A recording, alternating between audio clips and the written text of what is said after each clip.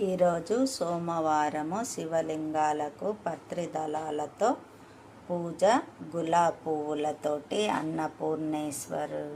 అన్నపూర్ణేశ్వరి దేవికి గులాబీ పువ్వులతో పూజ జరిగింది. ఎలా ఉందో కామెంట్స్ రూపకంగా తెలియచేయండి.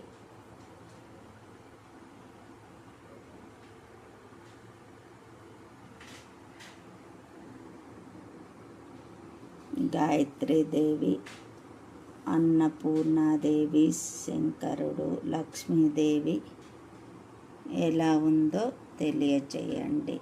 ధన్యవాదాలు. గణపతికి గులాబీ పువ్వు.